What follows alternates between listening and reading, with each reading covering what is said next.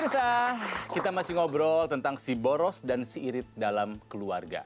Apakah si suami ataukah si istri? Dan kalau berbicara nih ya, yang ideal itu seperti apa? Karena memang dalam mengatur keuangan nih, suami istri itu ada yang tipenya, ada yang satu boros, yang satu irit. Ya, ada yang boros dua-duanya, kayaknya itu mah kita udah pasti ya, itu kayaknya kurang baik lah. Mungkin yang paling bagus itu kalau irit dua-duanya, nah. Seperti yang bagus, tapi kayaknya aku nggak setuju. Karena kalau irit dua-duanya takutnya nggak menikmati hidup.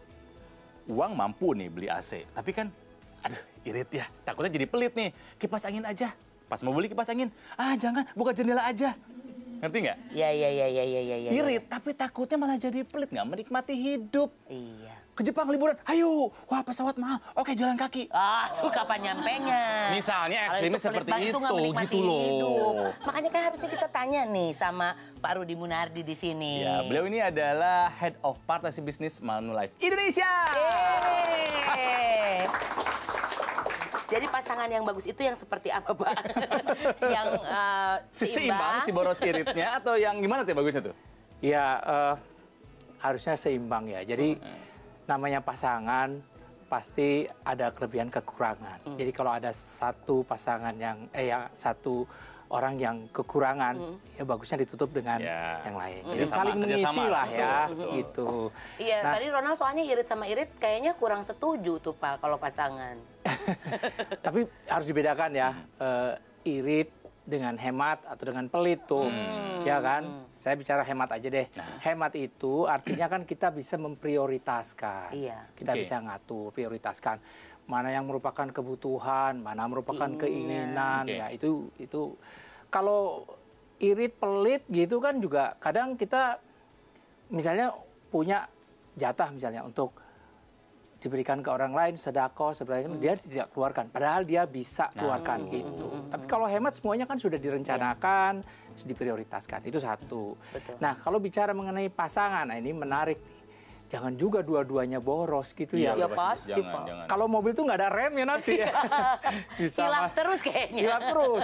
Harus ada satu orang at least yang bisa ngerem, yang bisa ngatur ya. Bagaimana sih memanage atau mengatur keuangan keluarga? Satu, harus paham dulu tujuannya untuk apa. Jadi harus duduk nih diskusi pasangan. Kita nih gimana ya nanti pensiun? Karena kan ada faktor nanti kita pensiun hari tua. Iya, betul. Kemudian juga nanti kalau misalnya belum punya anak nih, nanti kalau kita anak punya, itu sekolahnya bagaimana? Ya itu harus dibicarakan. Jadi faktor kenapa kita harus berpikir hemat, kemudian kita atur pengeluaran, itu harus ada tujuannya dulu. Kalau nggak, goalsnya dulu. Kalau nggak, kata orang sudah nggak puguh, kemana ini? Berantakan. Mau dihemat berapa yang mau dihemat? Iya, betul. Ada yang mau bertanya? Mumpung lagi ada Pak Rudi di sini. Ya, boleh nih, silakan. Saya mau nanya nih Pak, saya kan masih single nih, belum ada pasangan. Terus ngerasanya tuh uangnya masih untuk diri sendiri aja dulu lah, belum ada pasangan ini gitu. Terus yang harus saya lakukan untuk mempersiapkan keuangan untuk nantinya pas saya udah berpasangan itu sejauh apa ya Pak yang harus saya persiapkan gitu. Masalah single Pak, uang gimana saya nggak punya tanggungan, takutnya kejebak boros gitu kan Neneng ya. Oke. Mumpung masih single gitu ya, boleh-boleh aja. Kenapa? Masih muda gitu ya. Punya kesempatan, tapi sebetulnya ada hal yang harus kita pikirkan potensi ke depannya. Kalau kita masih single, ya ada dua sisi nih dari sudut investasi. Kalau kita mau investasikan, waktunya kan masih cukup panjang. Satu tuh, jadi akan jauh lebih menguntungkan investasi dari awal. Itu akumulasinya akan jauh lebih besar daripada nanti setelah berapa tahun atau setelah nunggu menikah gitu ya. Kedua, kan belum ada tanggungan. Belum ada tanggungan, belum ada suami, kemudian belum juga ada anak. Kalau sudah ada suami, anak, itu kita harus bagi-bagi. Ya, jadi porsi untuk investasinya atau untuk proteksinya jadi kebagi lagi. Yang ketiga, itu terkait dengan proteksi. Kalau Mbak dari awal sudah misalnya melakukan penutupan asuransi, misalnya pertanggungannya bisa dapat jauh lebih besar dan lebih mudah. Karena resiko itu jauh lebih kecil sehingga secara biaya atau premi itu jauh lebih murah seperti itu. Jadi ada potensi ya kalian boleh-boleh saja have fun selagi masih muda, tapi akan jauh lebih baik kalau kalian sudah mulai berpikir sejak sekarang mengenai investasi Waduh. proteksi. Kalau single Iya. udah melakukan seperti itu, menantu idaman tuh. Waduh. Iya, Iya, karena setuju. nih saya dengar-dengar juga bahwa salah satu masalah paling besar dalam keluarga hubungan suami istri itu adalah uang. Jadi memang mengatur uang itu harus ada tipsnya gitu, ada tipnya. Ada kakak andalan makanya. Itu dia, meskipun kakak andalan ini adalah single, Iya. kakak andalan selalu berusaha bagaimana cara supaya ketika berkeluarga tetap memiliki keuangan yang baik. Udah siap, luar biasa.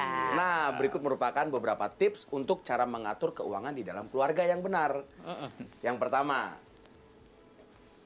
tentukan prioritas kita sebagai pasangan. Ya. Jadi mau apa? Kalau Dutri kan bilang. Ada goal, harus ada, Ada goalnya. goal. Tahu kebutuhan, tahu mana keinginan. Iya. Oke.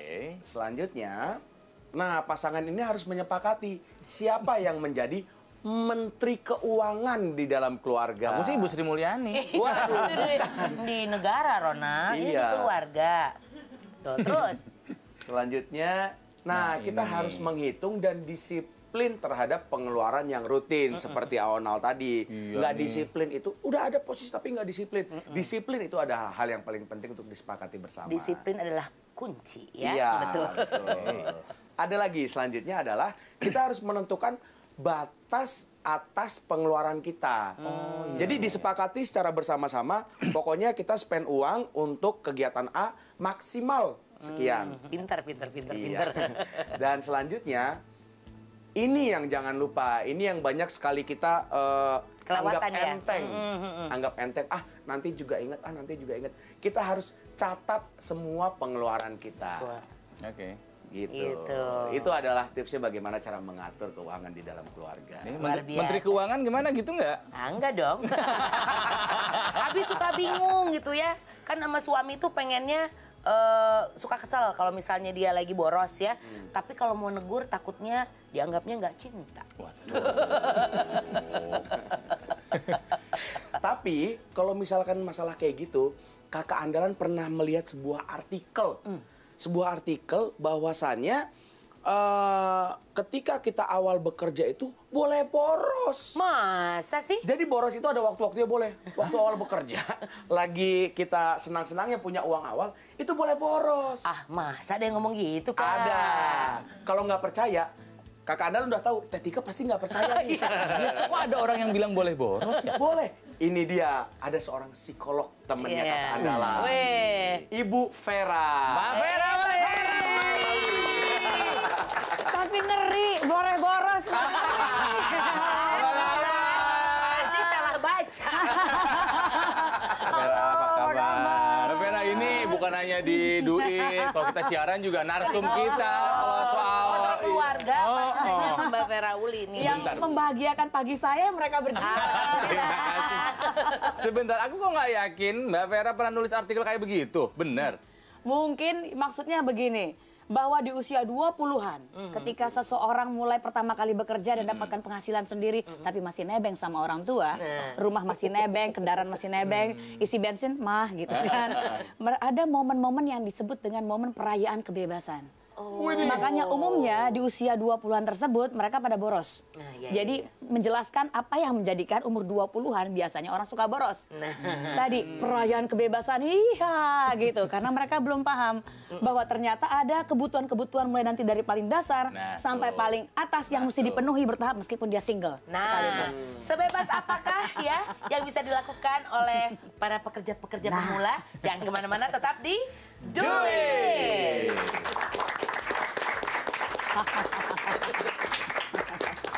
Riset menunjukkan bahwa ternyata jumlah uang yang kita miliki tidak berkorelasi dengan kebahagiaan.